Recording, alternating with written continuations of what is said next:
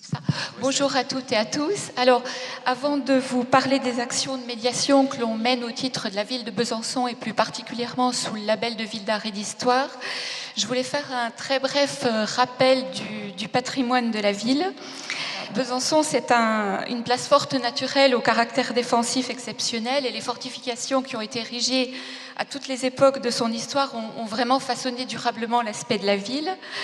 La ville s'est renouvelée, s'est développée dans une trame urbaine qui est entourée par les reliefs, la rivière et les remparts qui ont été construits à toutes les époques en ont constitué les limites.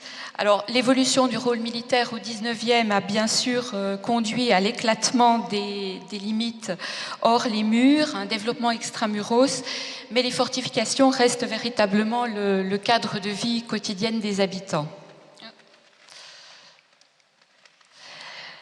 La ville, c'est des monuments qui datent de toutes les époques, depuis l'époque gallo-romaine, environ 200 monuments qui sont classés monuments historiques. Et ça nous a été très utile après la labellisation UNESCO, puisque l'un des objectifs était justement de faire que les publics que l'on accueillait puissent s'intéresser, au-delà des fortifications, à tout ce qui constituait le patrimoine de la cité. Une trame urbaine qui est très dense, une identité patrimoniale marquée et de grande qualité architecturale, c'est aussi ce qui caractérise la ville. Une ville qui possède un secteur sauvegardé qui est le second de France, et c'est la totalité du centre historique qui fait l'objet de mesures de conservation. Le premier périmètre date de 64, il est issu des lois Malraux. Il y a eu la création d'un second en 94 et les deux vont être réunis. Aujourd'hui, l'ensemble forme un site patrimonial remarquable à la suite de la loi LCAP de juillet 2016. Alors, la politique patrimoniale à Besançon est ancienne. On était déjà détentrice de l'appellation Ville d'Art de la Caisse nationale des monuments historiques et des sites dès 1965. Ça se traduisait à l'époque par de simples visites à l'attention des touristes. Et puis en 1986, la ville a opté pour la labellisation Ville d'Art et d'Histoire. Et un des points forts de ce dispositif, c'est le fait que ce qui était au départ un réseau d'expériences a permis certes de diversifier ce qu'on faisait en matière de médiation du patrimoine, mais a également construit ça dans la longévité. Et cela a permis de mettre sur pied des partenariats durables. Le travail que l'on fait est de plus en plus transversal avec tous les acteurs du territoire et touche des domaines comme le patrimoine, la culture, le tourisme, la communication et l'urbanisme. Ça a été très précieux au moment justement de la labellisation UNESCO. Alors, ça n'est pas bien sûr le seul label et en matière de politique patrimoniale, la ville est à la tête du réseau des sites majeurs de Vauban depuis 2005. Elle a reçu donc cette distinction de l'UNESCO en 2008. Elle compte un musée de France, une bibliothèque municipale aux collections reconnues et un label Maison des Illustres avec la maison natale de Victor Hugo. La signature de la Convention, c'est l'appartenance à un réseau qui comprend plus de 190 villes ou pays actuellement, où la valorisation du patrimoine est vraiment une préoccupation constante, un vecteur important du rayonnement de la ville, et le public est vraiment au cœur des préoccupations de cette politique publique. Alors pour ça, on dispose d'un outil, le Centre d'interprétation de l'architecture et du patrimoine, le CIAP. C'est un équipement qui est vraiment lié à la Convention Ville d'Art et d'Histoire, un lieu de connaissance et de diffusion pour tout public, dans un lieu central bien identifié. Et c'est un outil qui permet de donner des clés de lecture, qui permettent de comprendre, d'apprécier, de s'approprier l'identité patrimoniale de la ville, son histoire, ses transformations urbaines, sa population, ses particularités architecturales. C'est aussi un équipement pédagogique stratégique qui accompagne et qui valorise la politique urbaine.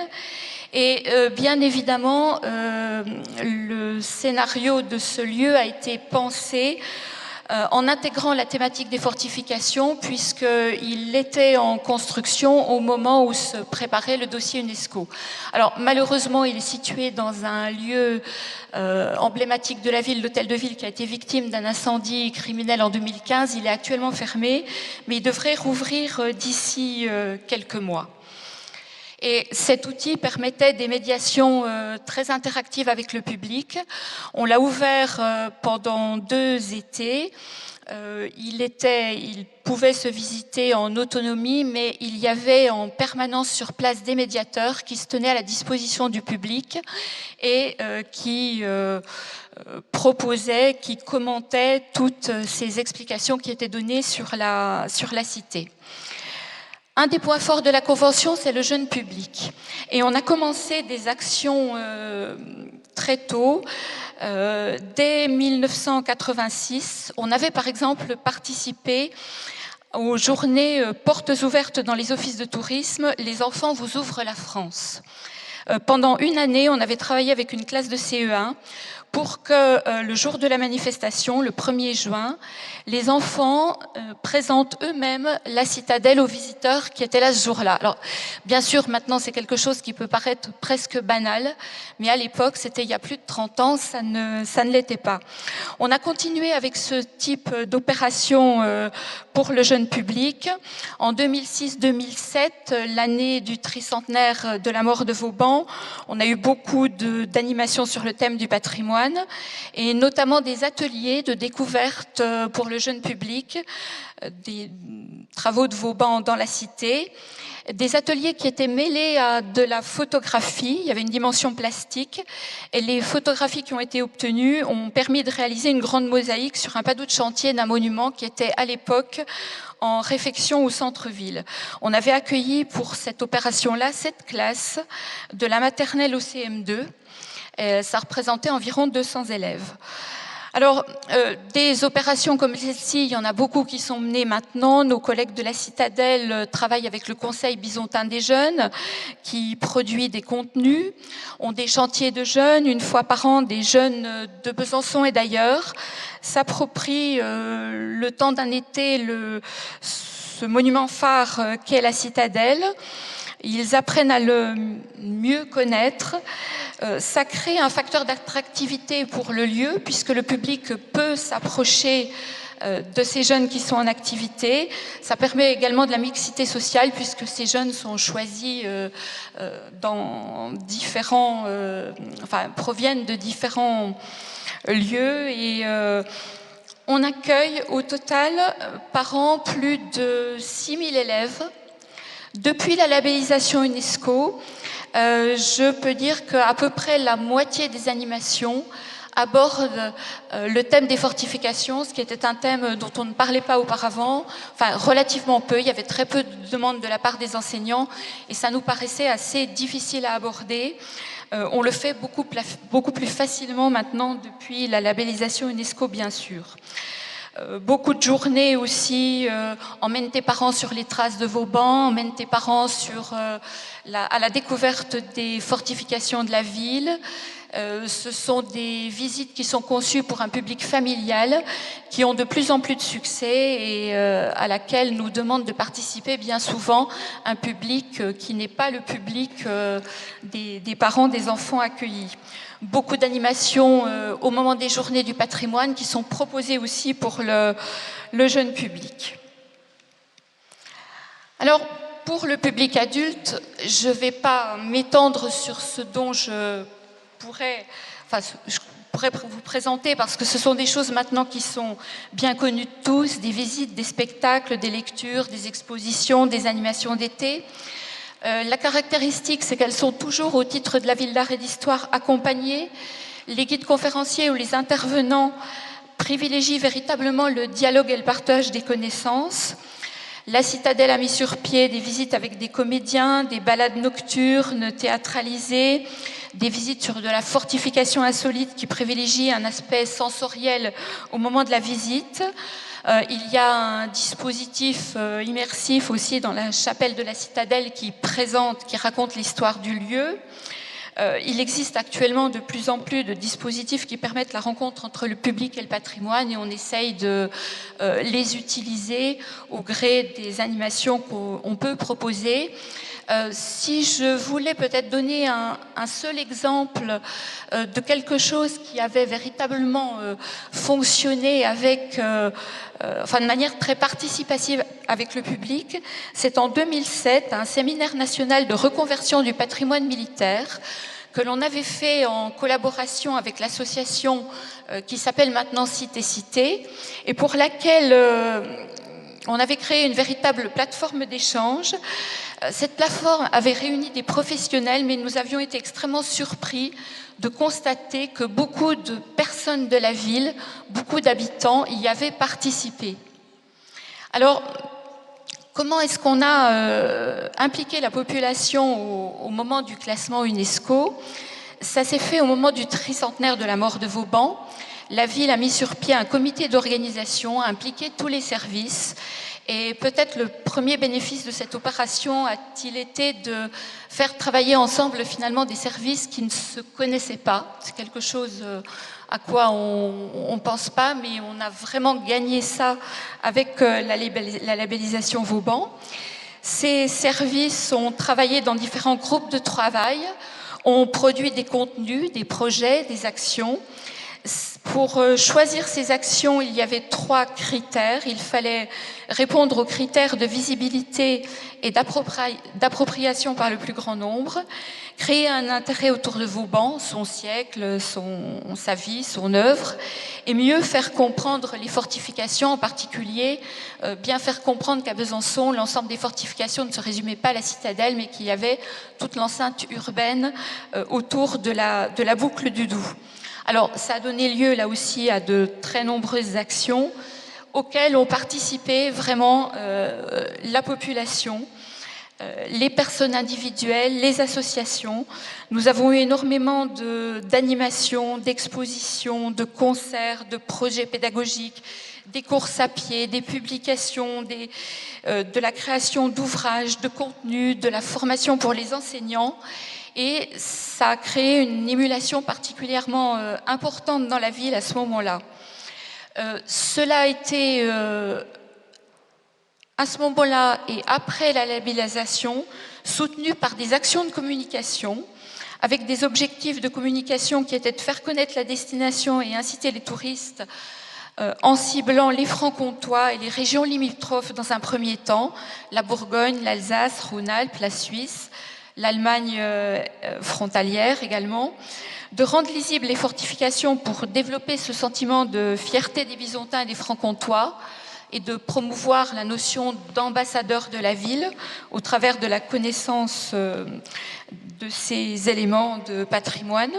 Et puis, ça a été soutenu par une campagne de communication avec tout un panel d'outils, d'objets de communication qui étaient remis aux habitants sur leur demande, comme de simples cartes postales, mais qui permettaient vraiment de fédérer, enfin d'être un trait d'union de toutes ces actions qui ont eu lieu à ce moment-là. Après la labellisation, chacun dans son secteur a continué un petit peu les actions, mais en mettant beaucoup plus l'accent sur les fortifications, et puis sur des principes d'égalité, de solidarité et de réciprocité. La ville, à travers le réseau Vauban, a bien sûr continué à travailler pour développer les compétences et le savoir-faire en matière de gestion de patrimoine fortifié. Depuis 2012, par exemple, le réseau Vauban participe à plusieurs projets européens avec d'autres sites et réseaux fortifiés, Helsinki, Berlin, Venise, Anvers, autour du thème de la reconversion de ces sites. Et ces projets permettent de croiser les regards avec d'autres professionnels gestionnaires de ces lieux sur des sujets comme l'accessibilité, le développement touristique, l'entretien, la restauration, la question de la végétalisation, la mise en valeur des sites fortifiés. Le public y a toujours une place bien évidemment particulièrement importante parce que c'est une sensibilisation des publics qui est peut-être pas toujours très facile face à ce patrimoine qui n'est pas toujours très aisé à appréhender. Alors pour terminer, quelques mots sur les actions qui sont proposées au moment des 10 ans de l'UNESCO. Alors, ce sont les exemples byzantins, il y a des choses qui sont reprises dans les autres villes du réseau. Nous avons d'ailleurs demandé la labellisation au titre de l'année européenne du patrimoine pour ce programme. Vauban, la paix des étoiles, c'est un spectacle son et lumière qui est une adaptation du spectacle qui avait été proposé au moment du tricentenaire de la mort de Vauban. Bien sûr, des visites, des ateliers pour des enfants, mais des jeux d'énigmes dans les tours bastionnées. Et ça, c'est quelque chose qui plaît beaucoup au public actuellement, qui fédère beaucoup de personnes et qui suscite pas mal d'engouement. Une balade également sur les monuments disparus, reconstitués en réalité augmentée, tels qu'ils pouvaient l'être à l'époque de Vauban. Il y aura aussi des lectures de textes qui se feront dans un parc de la ville et qui se veulent des spectacles très familiaux.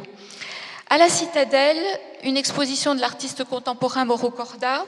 Alors, la Citadelle, c'est un lieu de sensibilisation sur la préservation du patrimoine, mais aussi de la faune et de la flore.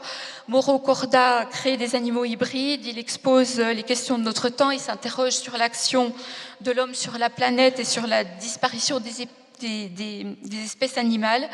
Et ces animaux qui sont exposés dans le lieu permettent une visite différente du bâtiment. Il y aura également une exposition sur les citadelles du monde. C'est un voyage autour du globe qui a pour objectif de montrer l'importance qu'ont les fortifications dans l'identité des territoires. Alors, les panneaux sont présents à la fois dans les fortifications de la ville et à la citadelle plus particulièrement. Et il donne la parole aux habitants puisqu'on peut aller un petit peu plus loin et consulter tout ce que ces habitants ont pu mettre en valeur, leur ressenti sur ce patrimoine qui est ancré dans leur quotidien. La Citadelle a travaillé avec le Conseil byzantin des jeunes pour ce projet-là et il y aura également une médiation à la Citadelle sur les panneaux qui seront présentés. Une exposition Guerre aux 2000 sœurs à la Maison Victor Hugo. En cette année de célébration des 10 ans, c'était le choix d'évoquer le combat de Victor Hugo pour la défense du patrimoine. Ça semblait opportun, cet aspect de son œuvre est peut-être moins connu, mais ça permet de parler des mesures de conservatoire de protection d'aujourd'hui jusqu'à l'action de l'UNESCO, en partant des plaidoyers assez vibrants qu'il a pu faire contre le vandalisme. Et puis, une action très participative, la reconstruction d'un arc de triomphe qui était placé sur le quai Vauban, qui date de l'époque de Vauban. C'est une proposition d'un plasticien qui joue avec les formes, les volumes et les matières, Olivier Grossetête. Et la population est invitée à participer à cette construction autour d'ateliers de préparation et pour une journée de manière éphémère, l'arc dont vous voyez la modélisation sur la partie gauche de la diapositive sera représenté tel qu'il pouvait l'être à l'époque. Voilà un petit peu ce qu'on peut être amené à faire autour de toutes ces opérations de médiation du patrimoine.